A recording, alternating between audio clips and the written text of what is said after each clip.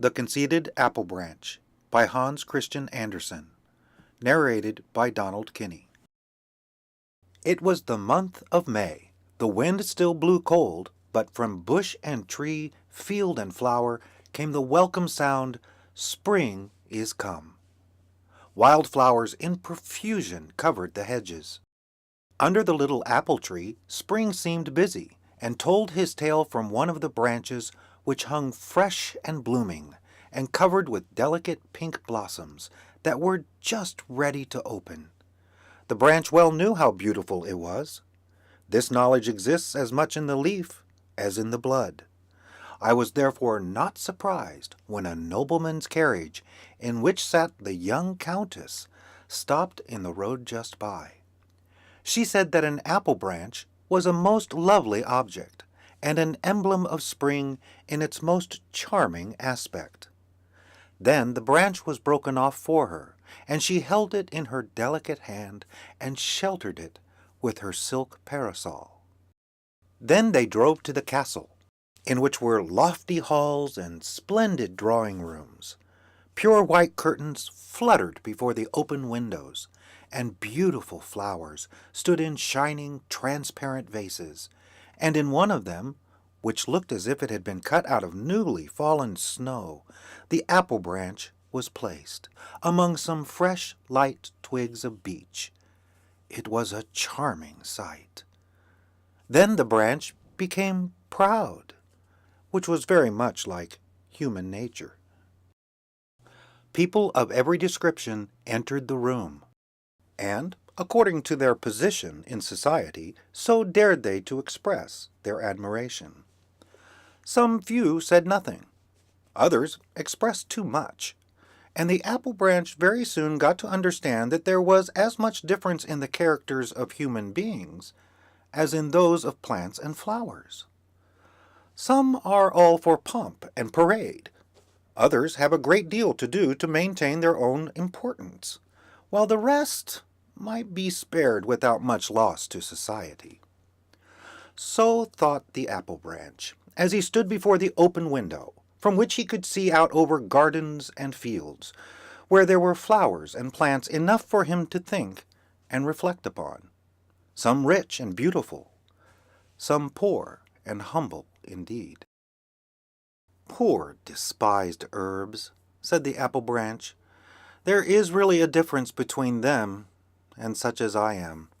How unhappy they must be, if they can feel as those in my position do.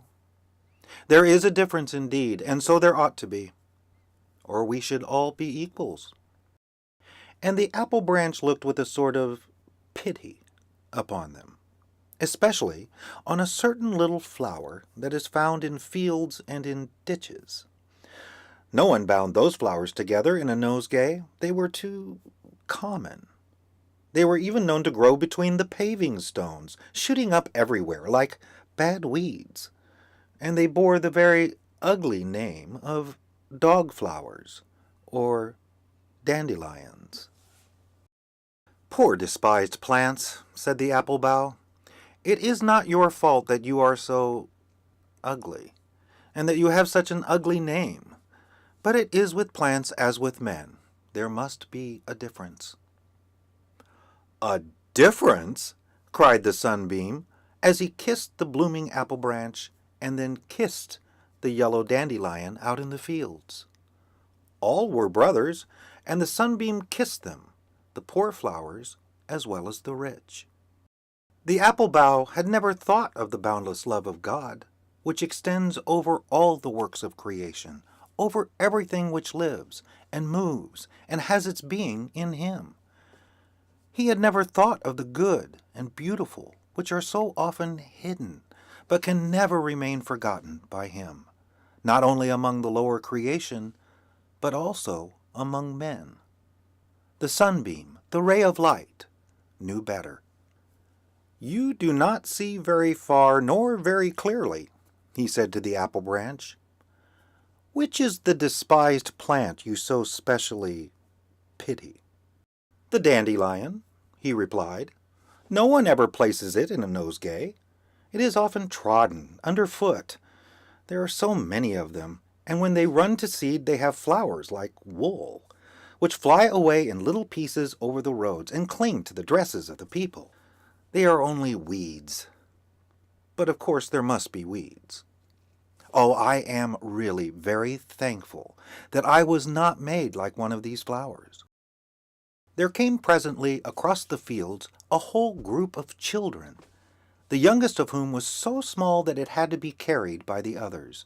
And when he was seated on the grass among the yellow flowers, he laughed aloud with joy, kicked out his little legs, rolled about, plucked the yellow flowers, and kissed them in childlike innocence. The elder children broke off the flowers with long stems, bent the stalks one round the other to form links, and made first a chain for the neck, then one to go across the shoulders and hang down to the waist, and at last a wreath to wear around the head, so that they looked quite splendid in their garlands of green stems and golden flowers. But the eldest among them gathered carefully the faded flowers, on the stem of which was grouped together the seed, in the form of a white, feathery coronal. These loose, airy wool flowers are very beautiful, and look like fine, snowy feathers or down. The children held them to their mouths, and tried to blow away the whole coronal with one puff of the breath. They had been told by their grandmothers that whoever did so would be sure to have new clothes before the end of the year. The despised flower was by this raised to the position of a prophet or a foreteller of events. "Do you see?" said the sunbeam. "Do you see the beauty of these flowers?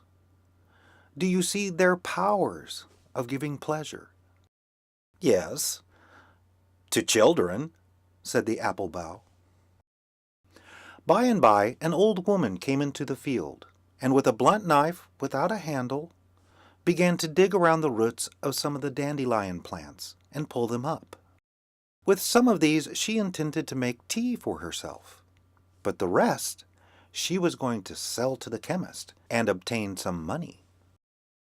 "But beauty is of a higher value than all this," said the apple tree branch. "Only the chosen ones can be admitted into the realms of the beautiful.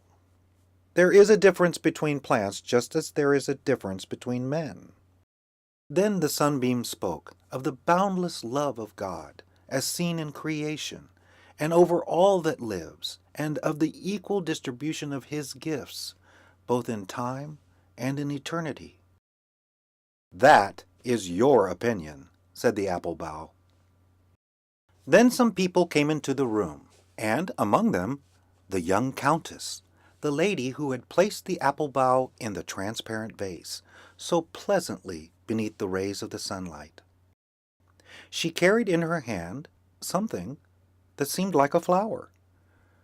The object was hidden by 2 or 3 great leaves, which covered it like a shield, so that no draught or gust of wind could injure it. And it was carried more carefully than the apple branch had ever been. Very cautiously the large leaves were removed, and there appeared the feathery seed crown of the despised dandelion. This was what the lady had so carefully plucked and carried home so safely covered, so that not one of the delicate feathery arrows of which its mist-like shape was so lightly formed could flutter away. She now drew it forth quite uninjured, and wondered at its beautiful form and airy lightness and singular construction, so soon to be blown away by the wind. "See," she exclaimed, "how wonderfully God has made this little flower. I will paint it with the apple branch together. Everyone admires the beauty of the apple bough, but this humble flower has been endowed by heaven with another kind of loveliness, and although they differ in appearance, both are the children of the realms of beauty." Then the sunbeam kissed the lowly flower, and he kissed the blooming apple branch, upon whose leaves appeared a rosy blush.